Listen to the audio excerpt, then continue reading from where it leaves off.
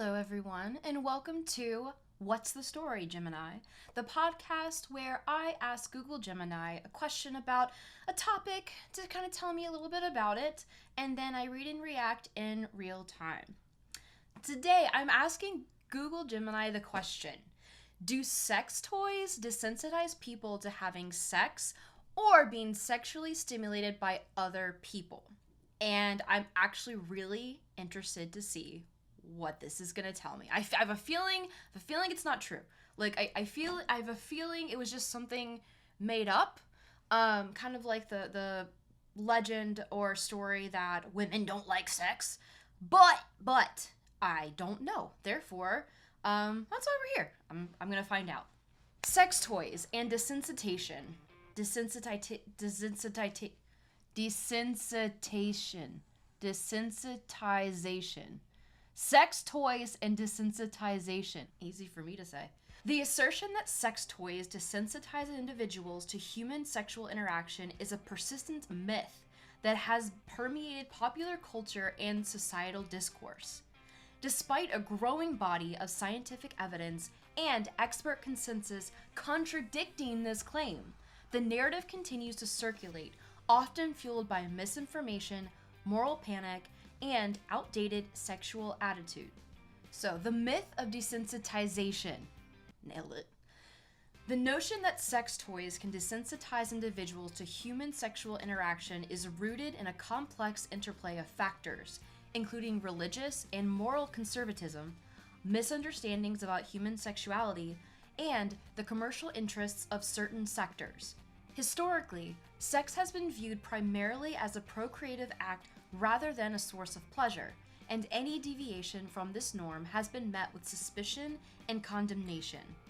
Sex toys as objects that Words are hard, okay?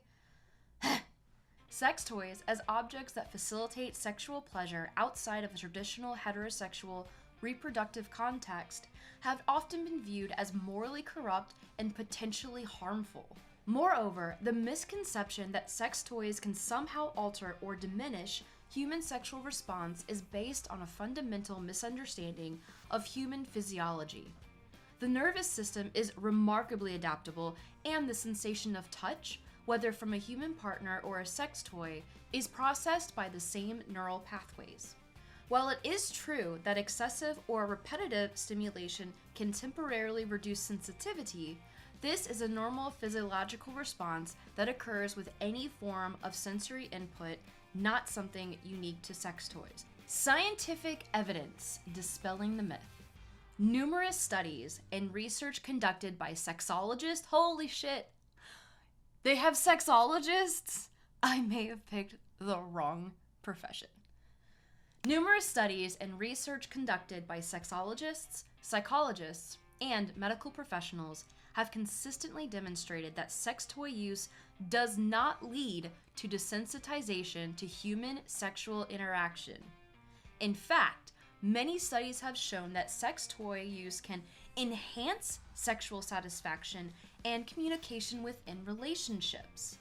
By exploring one's own body and preferences, individuals can gain a deeper understanding of their sexuality, which can ultimately enrich their sexual experiences with a partner. Furthermore, sex toy use is often associated with increased sexual self-confidence and body positivity. By engaging in pleasurable solo sexual experiences, individuals can develop a healthier relationship with their bodies and sexuality, which can positively impact their overall well-being. This increased self-confidence can translate into more satisfying and fulfilling sexual relationships. Well, I guess it's time that my fellow ladies head over to Adam and Eve. I don't know, they probably have a sale. Like, I feel like they normally do, and obviously have a bunch of stuff, but get yourself a sex toy. That's what I'm hearing. I am hearing from science said so. Science said, get a sex toy. The persistence of the myth. Despite overwhelming evidence to the contrary, the myth of sex toy desensitization persists for several reasons. One factor is the ongoing influence of conservative values and moralistic attitudes towards sexuality. Sex is still often viewed as a taboo subject, and any exploration of sexuality outside of traditional norms can be met with disapproval. Sex toys, as objects associated with sexual pleasure, are frequently caught in the crossfire of these moralistic beliefs. Additionally, the media plays a significant role in perpetuating the myth. While there has been a gradual shift towards more open and inclusive representations of sexuality, sex toys are still often portrayed in a negative or sensationalized manner. This can contribute to the public's misconceptions about sex toys and their potential impact on relationships. And finally, the commercial interests of certain groups may also contribute to the perpetuation of the myth. For example, some relationship advice or therapy programs may promote abstinence from sex toys as a way to improve relationships, even in the absence of scientific evidence to support this claim. One thing I would know, okay, this is just a shout out to, well, hopefully you'll know what I mean.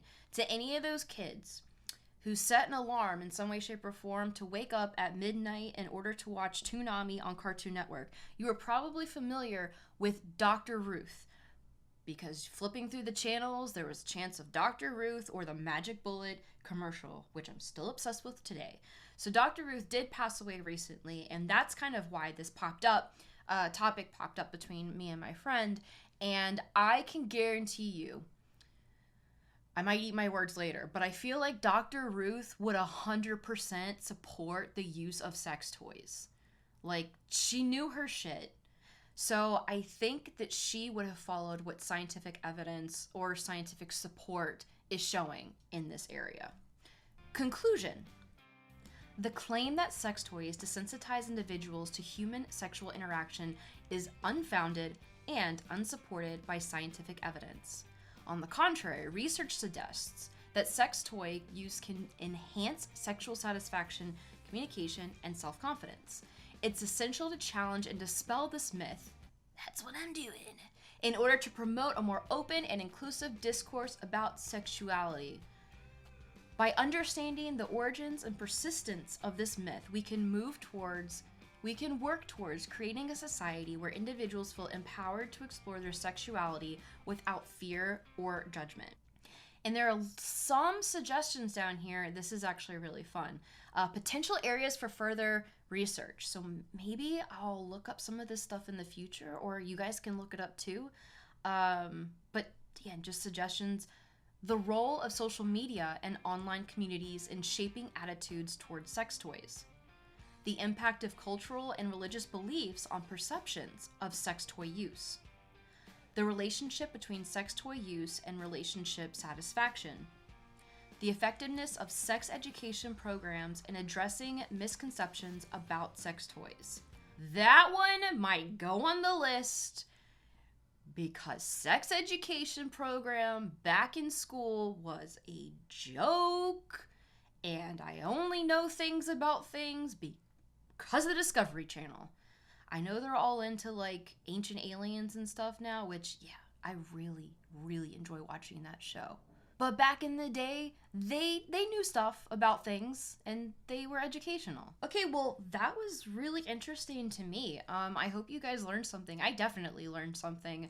Kind of reaffirmed that my thought that this was kind of a rumor, urban legend was true. Assuming I didn't have confirmation bias in this one, you guys can let me know. I feel like Gemini wouldn't tell me what I want to hear. I could be wrong. Maybe Google does want me to hear what I want to hear. And so I keep coming back or something, or it's bugged, or I don't know. Whatever like tinfoil hat suggestions you want to give me, open to it. Thank you for listening. Like, subscribe, be nice, send comments, send suggestions. Oh my gosh, I've been begging my friends, not begging sounds terrible. I've been asking my friends for suggestions on topics to go through this, and it's fun just to hear what other people just randomly want to know about. And this was one of them. So let me know what you think. Well, thanks for joining. This has been What's the Story, Gemini?